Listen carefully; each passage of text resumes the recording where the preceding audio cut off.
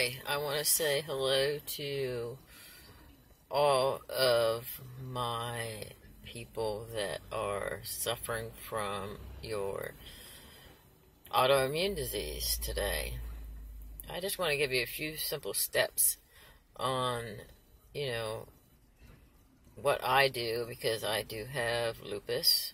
I do have Sjogren's syndrome, and I do have fibromyalgia. And as you well may know, that every day is a struggle for us. Some it's a struggle day in and day out, minute by minute. You might be depressed. You might be so depressed that you just can't get out of bed. You might not be able to walk. You might be in the hospital. You might be having to have a transplant. You might be losing your teeth. You might not have the money for certain type of procedures that we have to go through. You might even be having heart trouble.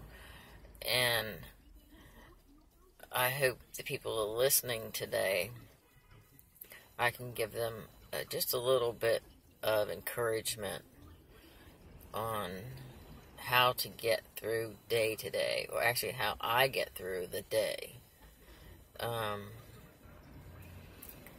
Basically, when I was first diagnosed with Sjogren's, I was actually first diagnosed with lupus, it was a struggle just to get out of bed. I hurt all over. I mean, it was severe pain, and I'm sure the majority of you are all going through that.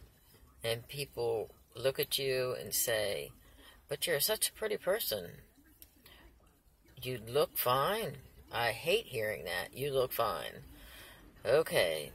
And I hate having to explain to them, because the average person does not know what people with autoimmune diseases go through. It's a daily struggle. Whether you're on medication for depression, whether you're on pain medication, and when you're on pain medications, the doctors are like, what do you need this for? You look fine. Your blood pressure is fine. So they base it on your blood pressure if you're in so much pain. I get a laugh about that all the time. But what I have done since I was diagnosed, probably about 10 years ago, is I finally had to say to myself, nobody's going to do this but me. Nobody's going to be able to change how I feel. So, as I read more about the medications and researched a little bit on what you can do to help yourself alleviate pain. So what I did was just started out with an average walk. Nothing fast, nothing slow. If you have a dog, you have a friend that supports you. If you only can go a block, if you only can go down to the sidewalk and back, get out. Get out, because you're just going to even more get severely depressed. Your joints, if your joints aren't working, you're not working your joints, it is going to affect you even more. So, as the months went on, I had a couple dogs. Thank God for them, because they needed to go outside. So, I started walking. And each day, I went a little bit farther, just a little bit farther. And after a year, 2 years, I was walking probably about 4 hours a day. And lost a considerable amount of weight. So I decided to join the gym. And by joining a gym was my step 2,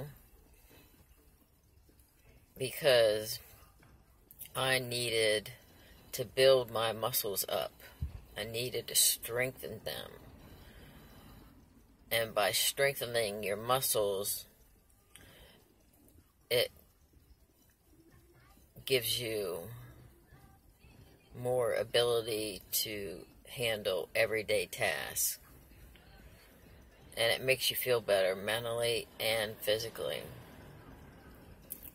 The part 3 that I did was eating healthy. I stopped eating out at all of fast food restaurants for a complete year. Now, I'm not going to say that I didn't go and treat myself once a month in that year. Because if you deprive yourself of any type of anything, whether it be food, clothing, whatever that you want, then that's discouragement to me.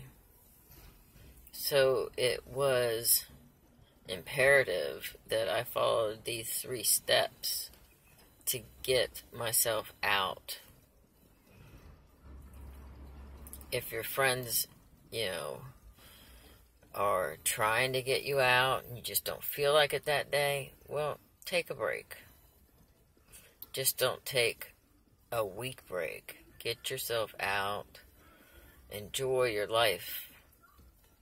Because, as we all know, just lying in bed, it is disastrous. We just go downhill. And we cannot let this disease beat us.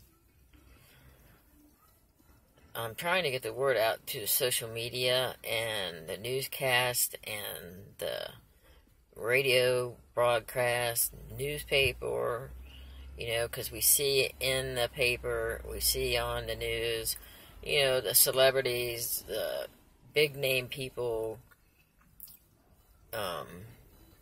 politicians that are, trying to get the word out too, and I know that they support us. 100%. They're going through the same thing we're going through. It's just that the everyday people like us, the mothers, the fathers, the dads, the brothers, the sisters, even the little kids that are, getting diagnosed with Crohn's disease. We just need to be heard. People need to realize that everyday human beings like us are suffering and people are dying. And we need more research. There needs to be more data. There needs to be more programs for assistance because, as you know, the medications, the procedures, the oncologists, the neurologists, what are they? Thousands of doctors that we have to see. Because every doctor sends you to a different doctor. Well, go get another CAT scan. Go get another MRI. Get some more blood work. Some of us don't have insurance. There needs to be programs. And even if you do work a job, but you can't get insurance for your job, but you work too much, and you can't go to social services and get on, the state medical program because you might make $75 or $200 extra, so that equals you as a pass. So you have to pay for it yourself. Well, the average cost of a Plaquenil? $680 in the state of Maryland. For lupus, for Sjogren's, it's like, for Evox to be able to even swallow is over $1,000. And if you don't have the funding for that, then we just suffer. and then going to an ophthalmologist, because if you take Plaquenil, and you guys know this as well as I do, that Plaquenil, if you're not given tests every 6 months, you could go blind. So I'm just trying to figure out a way to help our community, because our community needs to be heard. We live just like every other person lives, and I am tired of being misrepresentative, because not the average day person knows what our community goes through and what needs to be done for this rare disease. How did we get it? Some people say, oh, it was because of your community. Community water. Hereditary. Do they really have an idea? I mean, really? Do they really have an idea? Because this is a killer, just like AIDS, cancer, diabetes, and the thing about our autoimmune disease, and you well know this too, we suffer from everything, every organ in our body. So why isn't it more spread out? Why aren't we being interviewed by the news? Why aren't we getting funding that we need? I mean, people in the jails, they get funding. People that have HIV, free everything. Drug and alcohol people that have a disease, and yes, it's a disease, get funding, assistance, housing, everything. But the average day person with the autoimmune disease, if you're not under a certain income, you can forget it. So let's get together. Let's try to get this word out. Let's see if one of our TV stations, politicians, radio stations, medical community, research community can give us some support. And I just pray for you all that you have a good day. And again, try to get out of the house. Do something for yourself. Something that makes you happy.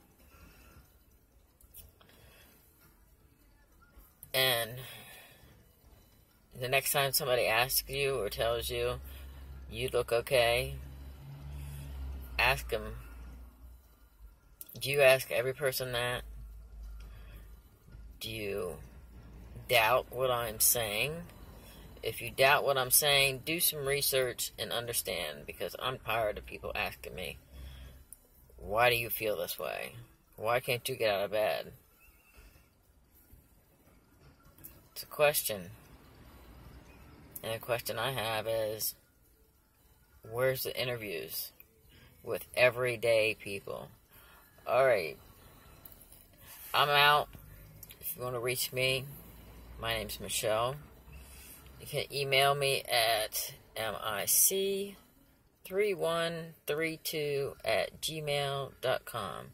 Y'all have a good day. Thank you. I'll be back.